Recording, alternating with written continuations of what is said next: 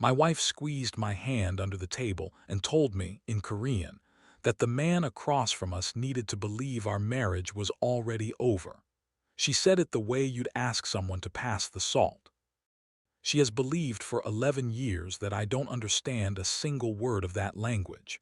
She was wrong, and that one mistake was about to unravel everything she'd built behind my back. I'm Mark Delaney, I'm 38, and I live in Charlotte, North Carolina, but none of that mattered as much as what I heard at that dinner table. Let me back up, because you need to understand exactly where I was sitting when my whole life quietly rearranged itself around me. It was a Thursday night in late September, 7:40 p.m., at a restaurant called Ember and Oak in Charlotte's South End neighborhood. Concrete floors, exposed bulbs, a wine list that cost more than my truck payment. My wife Rachel had asked me 3 days earlier to join her and her biggest client for dinner. She said it exactly like that, her biggest client. Not a client, the biggest one. Rachel runs business development for a consulting firm downtown called Meridian Group. 9 years there, the last four chasing a partnership title that always seemed one deal away. I've watched her build relationships for a decade the way other people build houses, one careful conversation at a time. I respect that work ethic. I married it before I married her.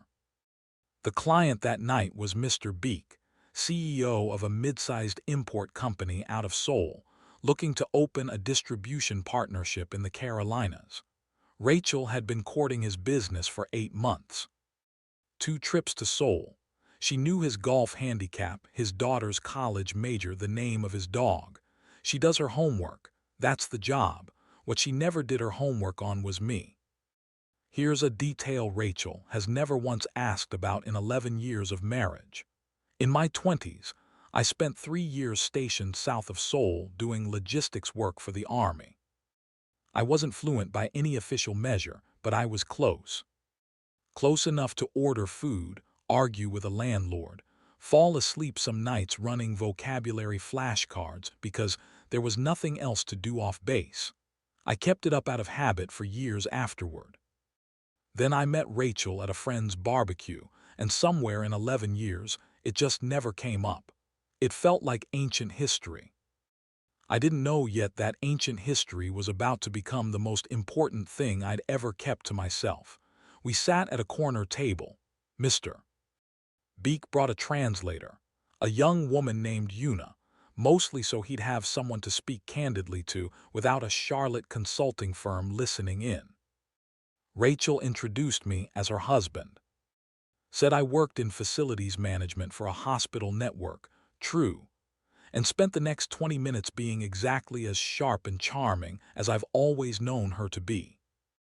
I sat there eating short rib, being by design the least interesting person at the table. At one point, Mr. Beek asked what I thought of Charlotte. I told him the truth, grew up in Ohio, moved here 8 years ago for work, never looked back. He laughed and said Seoul had hills too, just with a lot more traffic wrapped around them. Rachel redirected smoothly back to warehouse timelines. She's good at that. I used to admire how good she was at that. We're looking at a soft launch in Greenville first, she said, before we scale to the full footprint. Reasonable, Mr. Beek said, but not generous. I like commitment matched with commitment. You'll see it, Rachel said. I don't bring deals to the table I'm not prepared to stand behind completely.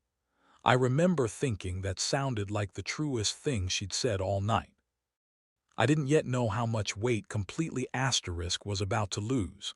That's when Yuna stepped away to take a call, and Mr. Beek turned to Rachel and, in Korean, asked her something that had nothing to do with distribution contracts. Carefully, the way you ask something you've wondered about but haven't had the nerve to, he asked if it was true she was going through a divorce. He'd heard it somewhere in the office. He said he was asking because a woman going through a hard divorce sometimes needs flexibility in a contract more than she needs pride. He meant it kindly, like a man doing her a favor. She didn't correct him. She smiled, put her hand on top of mine, the hand holding my fork, and said, slow and steady like she'd rehearsed it, "It's complicated right now. We're staying together for appearances until the deal closes. I'd rather you understand that going in, so there's no confusion later about what I need from this contract. I need you to sit with that sentence, because I had to sit with it in real time." Fork halfway to my mouth, completely unable to react. We were not getting a divorce. We had never once discussed one. 3 weeks earlier, we'd put a deposit on a lake house for next summer. I'd had her ring resized that same week. There was no complicated. There was no appearances. I didn't know it yet, but that sentence was the first domino in something my wife had clearly been building for a while. I kept my face still. Years of managing facility crises, busted pipes, power outages had taught me exactly one transferable skill: how to look calm while something falls apart behind a wall you can't see yet. Mr. Beak nodded, satisfied, and the conversation slid back to English like nothing happened. Rachel ordered dessert, asked if I wanted to split it. "Sure," I said. My voice came out completely normal. I don't know how. We drove home mostly in silence, which wasn't unusual. Rachel often decompresses after a big dinner by replaying every sentence she said. That night, I used it as cover to replay a sentence in a language she thought was a locked room. "We're staying together for appearances until the deal closes." By the time we pulled into our driveway, I'd built 4 different theories about what it meant. And every one of them was worse than the last. She'd already decided to leave and was using our marriage as a prop. Something was wrong with our finances I didn't know about. There was someone else, or some combination of all 3. She kissed my cheek in the kitchen, told me the dinner had gone even better than she'd hoped, that this could finally be the deal that got her the partnership. Her eyes were bright. Genuine excitement, not a trace of guilt. That's the part that scared me most, not the lie, the ease of it. I didn't say anything that night. I want to be honest about that, because it's tempting to make these stories sound like an immediate confrontation. That's not what happened. I lay in bed next to my wife of 11 years, staring at the ceiling fan I'd installed myself, doing math on a marriage I thought I understood completely. Around 1 in the morning, I decided I wasn't going to tell her what I knew. Not yet.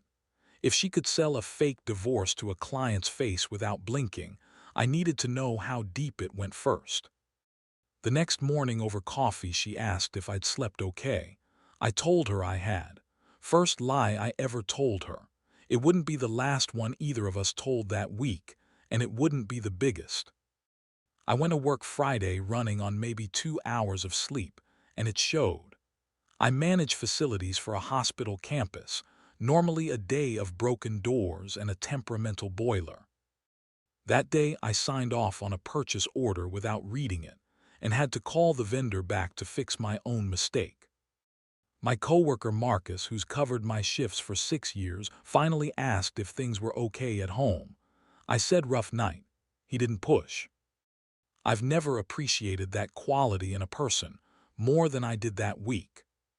2 days after the dinner, I called an old Army friend, Jake Turner, who'd stayed in Korea a few extra years, married a woman from Daegu, never really left. I told him I had a strange question, hypothetically, though we both knew it wasn't, what it might mean for a wife to tell a client her marriage was ending purely for negotiating leverage. Jake didn't laugh. He said people over there don't invent sympathy angles randomly. They reach for whatever story makes them look like they have less to lose. If Rachel told a client she had nothing left to protect, it was worth finding out what she actually thought she still needed protecting. I didn't know it yet, but that question was about to answer itself faster than I expected. If you're just finding this channel, welcome. This is the kind of story that gets stranger the deeper it goes, so if you don't want to miss where it leads, go ahead and hit subscribe now. 6 days after the dinner, I found the folder. Rachel keeps a home office in the spare bedroom, She's never once told me to stay out of it. I went in that Wednesday for the stapler. That's the entire reason I was standing at her desk. Her laptop was open, unlocked mid-download. One file name stopped me cold. Postnup draft, do not send yet. We don't have a postnuptial agreement. We've never discussed one. We got married with nothing to protect 11 years ago, and it never came up again because we built everything together after that. I opened it. I'll own that completely. But by that point, I'd already heard her tell a stranger our marriage was fake for business purposes. So I'd stopped operating by the rules of a marriage where I trusted her by default. The draft was dated 3 weeks before the dinner with Mr. Beek. 3 weeks before. This wasn't a panic decision at the table. This was planned. Drafted by an attorney named Carol Sims, it proposed separating our finances entirely, including Rachel's upcoming partnership bonus, noted to likely exceed $400,000 if the Beek contract closed, classified as her sole property, untouched by anything resembling our marriage. This had nothing to do with a client's comfort. This was about money, and it had been about money for weeks. I sat in her desk chair, read it twice, closed the laptop exactly as I'd found it, and went downstairs to make dinner because it was Wednesday and dinner needed making, and I genuinely didn't know what else to do with my body. The next morning I called a lawyer of my own, Diane Whitfield, recommended by a former coworker whose divorce hadn't gone smoothly, but who'd come out the other side able to speak calmly about it. I told her everything, the dinner, the language, the postnup, the bonus, all 11 years. She let me finish without interrupting. "Do you want to save this marriage," she asked, "or protect yourself in case it can't be saved? Can it be both?" "It can. But you need to know which one you're leading with, because it changes what I recommend." I told her I honestly didn't know. She said that was fair for someone 8 days into finding out his marriage had a second set of books he'd never seen. For now, gather everything. Don't confront her. Don't sign anything she puts in front of you until I've seen it. I didn't know it yet, but that last instruction was going to matter more than any of the others. 4 days later, something popped up on the old family iPad we keep on the kitchen counter for grocery lists. Rachel's work email had synced to it years ago, and neither of us ever bothered unlinking it. A calendar invite. Summit Bridge Partners LLC formation documents, final review. I'd never heard of Summit Bridge. I looked it up on the North Carolina Secretary of State's Public Registry that afternoon. Registered 5 weeks earlier, 1 week before the postnup draft, with Rachel listed as sole managing member. I didn't know it yet, but that single public filing was about to turn a marriage problem into something closer to a professional crisis. I brought it to Diane. She explained carefully what she thought was happening. Rachel wasn't just protecting a bonus from a hypothetical divorce. She was setting up a separate entity that could receive consulting fees directly from Mr. Beek's company, structured so ongoing service revenue could route through Summit Bridge instead of Meridian. Money Meridian would never see. On a contract Meridian had spent 8 months and real resources building. Diane used a word I hadn't expected, diversion, depending on how the contract was ultimately structured. This could expose Rachel to serious professional and possibly legal consequences, well beyond a messy divorce. This wasn't a woman protecting herself from me. This was a woman quietly building an exit from her entire company and using our marriage as camouflage while she did it. I needed a second opinion, and there was exactly one person in that building who might already suspect something: Rachel's colleague, Nicole Ferris.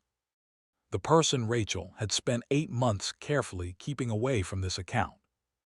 11 days after the dinner, I emailed Nicole under a simple excuse, returning a conference badge holder that had ended up in my truck, and asked if she had 10 minutes for coffee. She said yes faster than I expected, "Everything okay?" she asked, sliding into the booth. Rachel mentioned the deal's basically done. She seems happy. She seems happy about a lot lately, I said, and watched her expression shift, small but real. "Can I ask you something?" Nicole said, lowering her voice. "Has Rachel said anything about restructuring how the Beak account reports internally? She's fought unusually hard to keep it under her name only. I run point on every other account this size." "Not this one. She hasn't mentioned it," I said, true, in the narrow sense that she hadn't mentioned it to me in English. Nicole hesitated, then kept going, the way people do once they've decided to trust someone a little further than planned. 2 weeks ago she asked it, kind of offhand, whether client payments could route through what she called a sub-vendor entity for tax efficiency. I didn't think much of it then. I've been thinking about it a lot since. I didn't know it yet, but Nicole had been quietly collecting her own version of the exact evidence I had. She just didn't have my half of it. I didn't tell her everything that day. We agreed cautiously to keep talking. She said if she found anything more concrete, she'd have to bring it to Meridian's managing partner, regardless of what it meant for Rachel personally. I told her I understood. 2 days later, I nearly got caught. Rachel came home early while I had Diane's last email open on the kitchen laptop. I heard her key in the door and had maybe 4 seconds to close it. 4 seconds isn't a lot of time to hide 11 years of marriage falling apart in real time.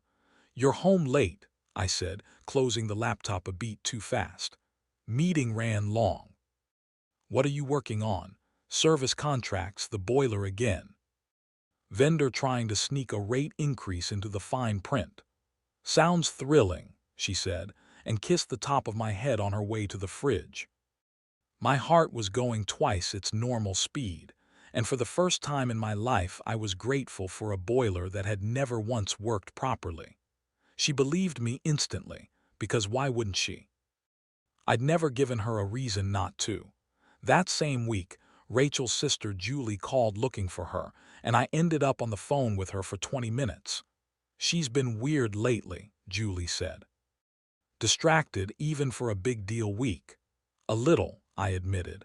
"I keep telling her the partnership isn't worth losing herself over, but you know how she gets." "She's been like this since Mom." She hesitated, like she wasn't sure it was hers to tell. "You really don't know. Mom's divorce back when we were in our 20s. Dad handled all the money for 20-some years, every account, every asset. When it fell apart, none of it was legally hers. She walked away from 30 years of marriage with almost nothing because she trusted him instead of protecting herself. Rachel was the one who helped her find a lawyer. She was 24. It messed with her for a long time, this idea that being trusting is the same as being unprotected. I didn't say much after that. I didn't need to. Julie had just handed me the one piece of this story that wasn't about greed at all. It was about fear dressed up as strategy. It didn't excuse what Rachel was doing, but it explained it. And I'd need to hold on to that difference if any version of this marriage was going to survive what was coming. 15 days after the dinner, Rachel told me she had one more meeting with Mr. Beak before the contract signing, smaller, quieter, just the two of them and his attorney to finalize structuring details. She invited me almost as an afterthought. I said yes immediately. At the second dinner, Mr. Beak's attorney spoke mostly in English about timelines and payment structures. Rachel was sharp and prepared, same as always. "We're targeting signature by the 15th, she said. "Clean structuring, no surprises." But near the end of the meal, when the attorney stepped away to take a call, Rachel leaned toward Mr. Beak and switched back to Korean, quiet and quick, the way you talk when you think no one at the table can follow. She asked if he'd be comfortable once the main contract was signed. Having a portion of the ongoing advisory work routed through a smaller entity she personally controlled, Summit Bridge, for simpler invoicing.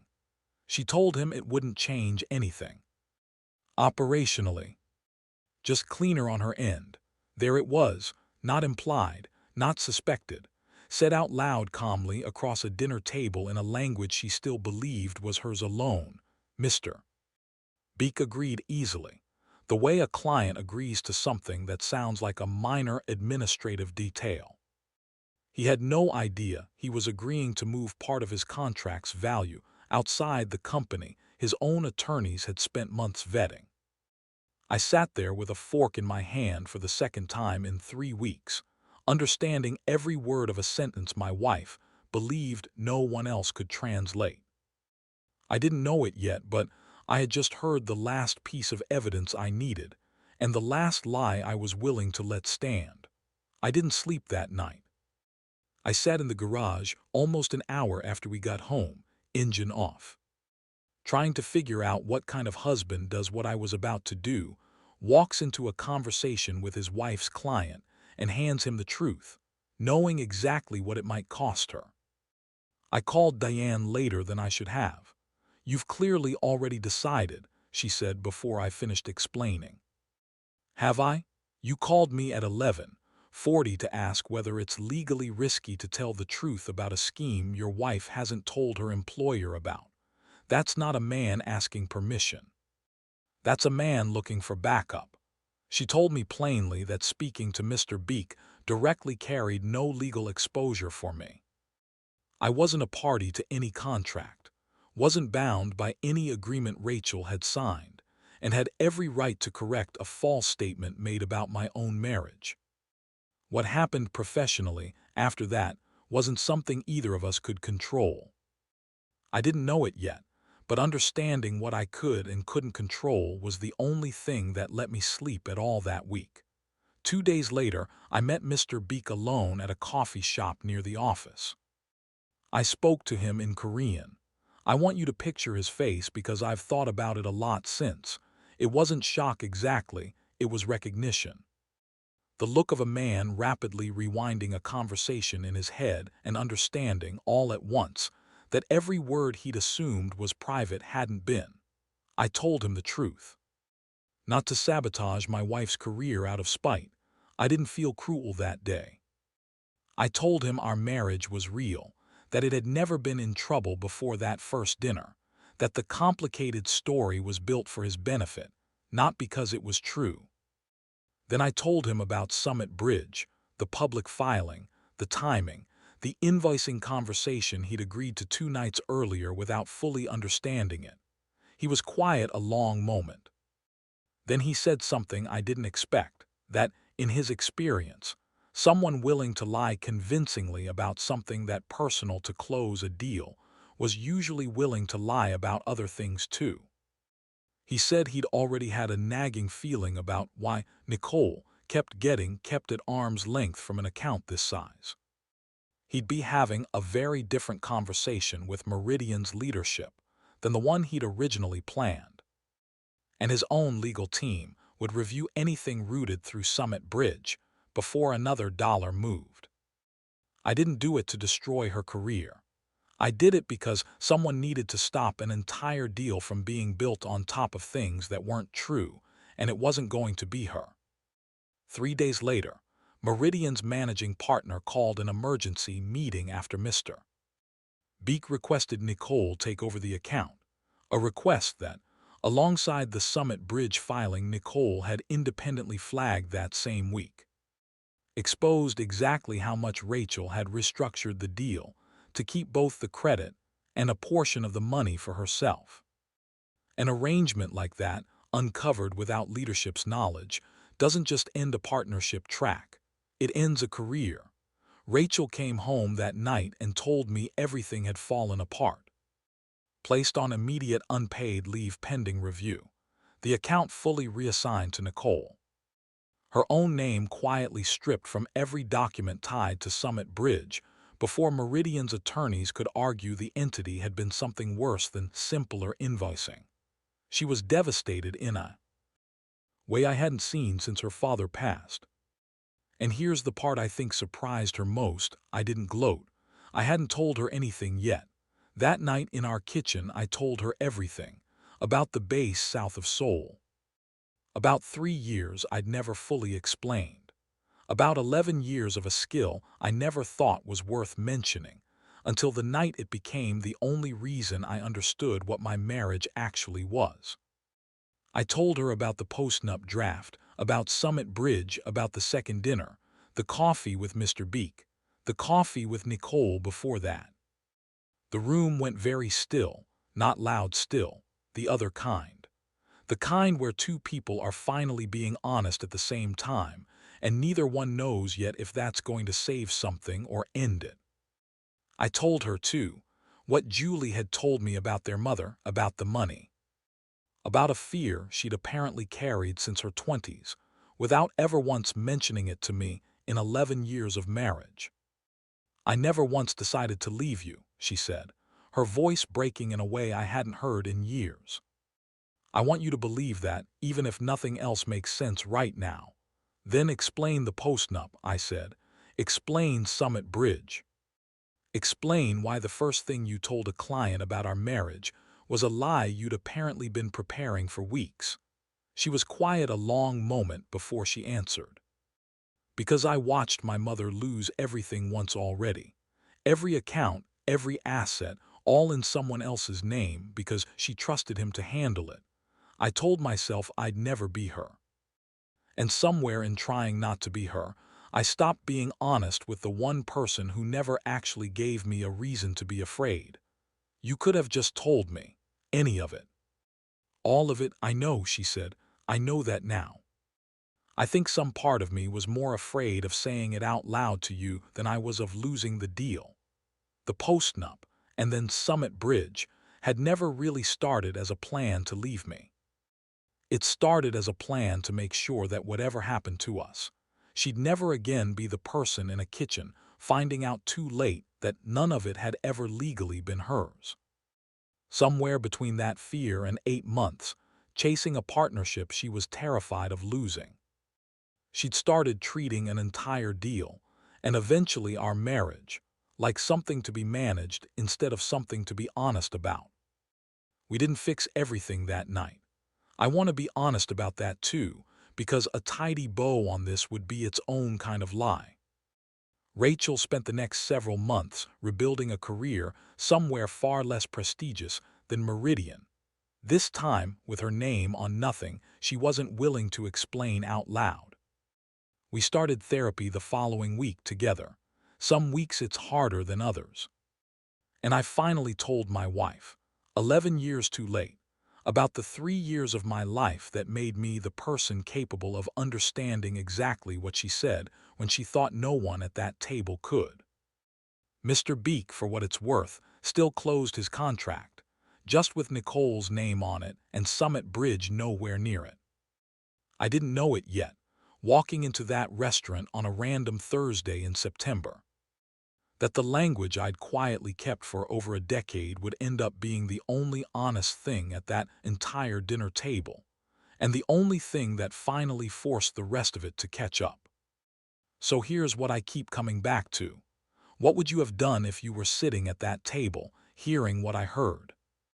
Would you have said something right then, or would you have waited the way I did? Let me know in the comments, and tell me where you're watching from tonight. I always like seeing how far these stories travel. If you enjoyed this one, do me a favor and hit like, subscribe if you're new here, and drop your thoughts below. It genuinely helps more than you'd think. Thanks for sticking with me through this one. I'll see you in the next story.